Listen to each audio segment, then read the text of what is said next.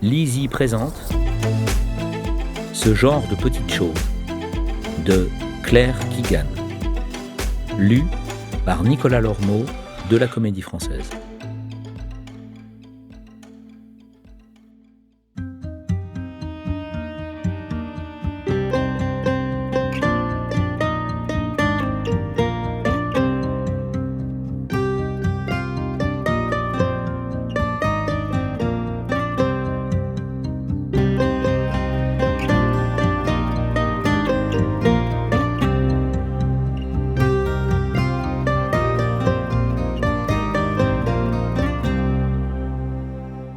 Cette histoire est dédiée aux femmes et aux enfants qui ont subi la claustration dans les blanchisseries de Magdalen en Irlande. Et pour Mary McKay, dont les enseignements ont eu une importance inestimable pour des quantités de gens.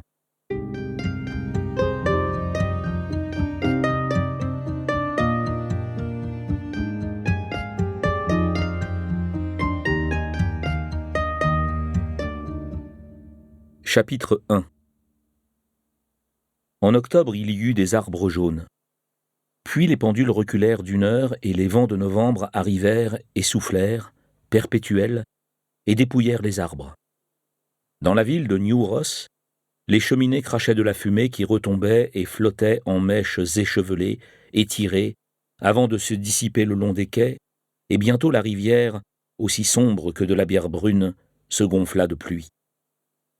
Les gens, pour la plupart, enduraient les intempéries avec contrariété. Les commerçants et les artisans, les hommes et les femmes au bureau de poste et dans la file d'attente du chômage, sur le marché aux bestiaux, à la cafétéria et au supermarché, dans la salle de bingo, dans les pubs, à la friterie, commentaient tous, à leur manière, le froid et la quantité de pluie qui était tombée, demandant ce que ça signifiait et s'il pouvait y avoir un présage là-dedans, car qui pouvait croire que c'était, pour la énième fois, une journée glaciale? Les enfants relevaient leurs capuches avant de partir pour l'école, tandis que leur mère, si habituée maintenant à baisser la tête et à se précipiter vers la corde à linge, ou osant à peine étendre la moindre lessive dehors, avait peu d'espoir de réussir à faire sécher ne serait-ce qu'une chemise avant le soir. Puis la nuit s'installait, et le gel reprenait, et les lames du froid se glissaient sous les portes et coupaient les genoux des rares qui s'agenouillaient encore pour dire le chapelet. Bill Furlong, propriétaire du dépôt de bois et de charbon, se frotta les mains, disant que, si les choses continuaient comme cela, ils auraient bientôt besoin d'un nouveau train de pneus pour la camionnette. « Elle est sur la route la journée entière, dit-il. Nous ne tarderons pas à rouler sur les jantes. » Et c'était vrai. Dès qu'un client sortait du dépôt, un autre entrait immédiatement, ou le téléphone sonnait pour la commande suivante. Presque tous disant qu'ils voulaient la livraison sur le champ, ou sous peu, que la semaine d'après ne conviendrait pas. Furlong vendait du charbon, de la tourbe, de l'anthracite, du poussier et des bûches. Il fournissait ses combustibles au poids, à raison de 50 ou de 100 kilos, d'une tonne ou d'une pleine camionnette. Il vendait aussi des paquets de briquettes et de petits bois, ainsi que des bouteilles de gaz. Le charbon était le travail le plus salissant et, en hiver, il fallait s'approvisionner tous les mois sur les quais. 2 journées complètes étaient nécessaires aux hommes pour aller le chercher, le transporter, le trier et le peser de retour au dépôt. Pendant ce temps, d'insolites bateliers polonais et russes parcouraient la ville dans leurs bonnets de fourrure et leurs longs manteaux boutonnés sans presque parler un mot d'anglais. Durant les périodes chargées comme celle-ci, Furlong faisait la majorité des livraisons lui-même et laissait les ouvriers du dépôt ensacher les commandes suivantes, couper et fendre les cargaisons d'arbres tombés que les fermiers apportaient. Tout au long de la matinée, le bruit des scies et des pelles assidus retentissait. Mais lorsque l'Angélus sonnait, à midi, les hommes déposaient leurs outils, lavaient leurs mains noircies et allaient chez Kehoe, où ils trouvaient des repas chauds avec de la soupe et du fish and chips le vendredi. « Un sac vide ne tient pas droit », aimait à dire Mrs. Kehoe, debout derrière son présentoir neuf, servant les légumes et la purée à l'aide de ses longues cuillères en métal. Avec plaisir, les hommes s'asseyaient pour se réchauffer et apaiser leur faim avant de fumer une cigarette et de retourner affronter le froid.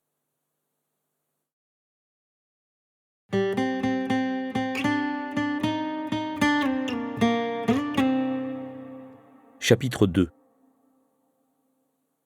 Furlong était parti de rien. Moins que rien, pourrait dire certains.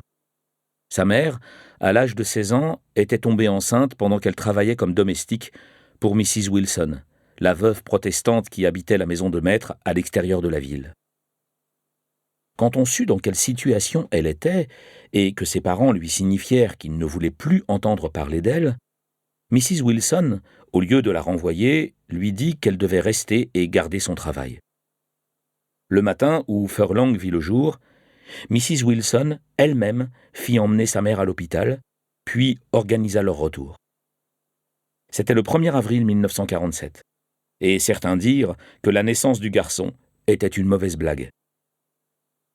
Furlong passa le plus clair de sa petite enfance au creux d'un couffin dans la cuisine de Wilson et fut ensuite sanglé dans le grand landau, à côté du vaisselier, tout juste hors de portée des longues carafes bleues.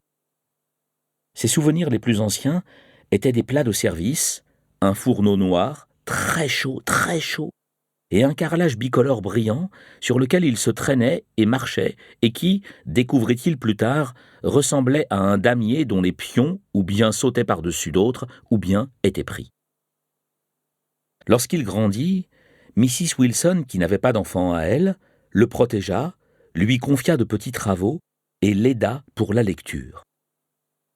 Elle avait une petite bibliothèque et paraissait assez peu se soucier des jugements des autres, mais menait sa propre existence avec modération, vivant de la pension qu'elle recevait du fait que son mari avait été tué à la guerre et du revenu que lui procuraient ses petits troupeaux de vaches Hereford et de brebis cheviots bien soignés.